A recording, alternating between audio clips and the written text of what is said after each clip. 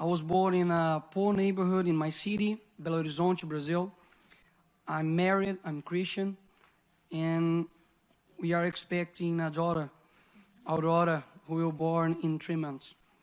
I became the most voted federal congressman in Brazil, and I'm here to warn you about what's happening in my country.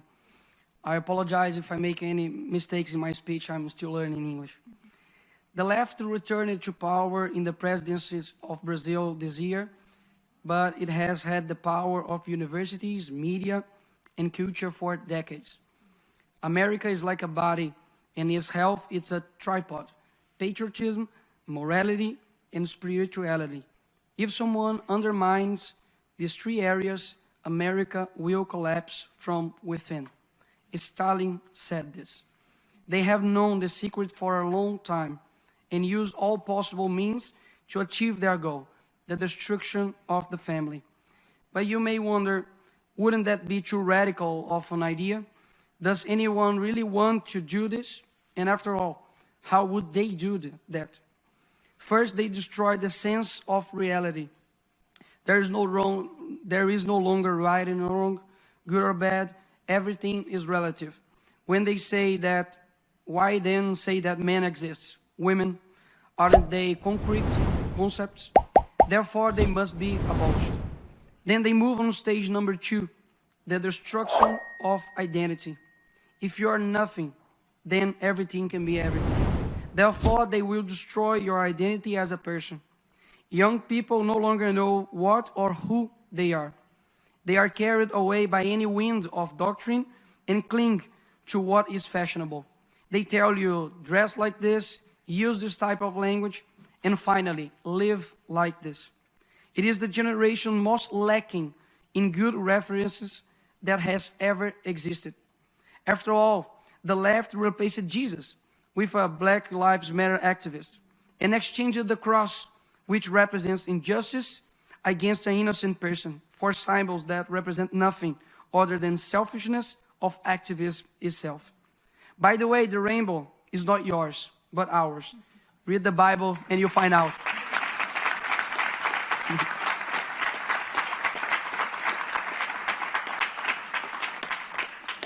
Also, beauty no longer exists.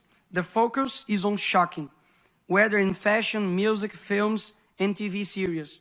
The important thing is to sell a culture that delivers everything you want, except meaning of life. Slaves to their own will. A generation that cannot handle pain, confrontation, much less being told what is wrong. Who exchange their parents' advices for teachers who never carried them in their arms? Who commit the strange of the youth to actions that only serve those who are dominating them? They are too foolish to know that they are being used and who uses them. Like those who campaign for abortion, but ignore that 75 years ago, the Universal Declaration of Human Rights was published, which in its 3rd article states, everyone has the right to life. This is a 12-week-old baby. His or her heart is already beating. It has a fingerprint. There is no one in the world like this baby. When they find a bacteria on Mars, they call it life.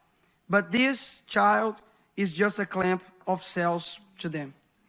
To those who propagate death and help the largest silent genocidal movement, we will respond with a culture that recognizes the sacredness of life and encourages its acceptance. I renew my commitment of protecting the lives of children, both before and after birth. This is the first and most fundamental of rights. Without it, nothing else is possible. But this is not only tool they use to change our culture. Men who use it to lie about their ages, to go to war and fight for their country, but now lie about their biological sex to compete with women. How did we get to this point? Who is responsible for creating this generation? Where are the men and women with the courage to say they will not bow to tyranny? Are we watching the world collapse in front of our eyes and we are just going to watch it? No. We ain't nobody's slaves. Our freedom was achieved with a lot of sweat and blood. And it would be very naive to believe that it would be not with sweat and blood that we would maintain it. I come here to give a message to all who those still have hope in changing the world. The world will be a better place if there weren't so many people promising to improve it.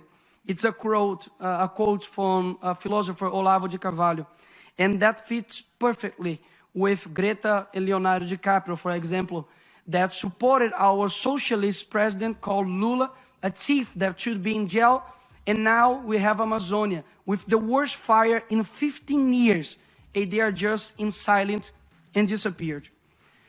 Let